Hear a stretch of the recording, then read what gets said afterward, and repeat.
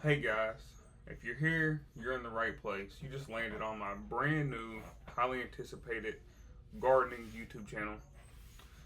Um, Friends and family have always begged me to get on YouTube and start teaching others how to garden, tips and tricks, what I do.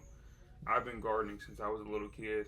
Um, YouTube is something that I never wanted to do. I hate cameras, so if I seem nervous, sorry about that. But I'm going to try my best to bring you guys videos and teach you how to start growing your own food in 2025 because now is the time. Guys, with the listeria outbreaks and the salmonella and the GMO and the fake foods, it's time for us to start waking up and growing our own food so we don't have to depend on anybody but ourselves.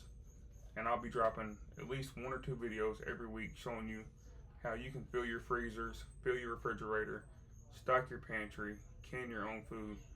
So in 2025, 2026, you don't have to rely on anyone but yourself. Hey guys, sorry for the weird editing. I forgot to add one thing. Make sure you guys hit subscribe. I think it's down here in the right hand corner. Hit subscribe, turn notifications on so you never miss a video from me.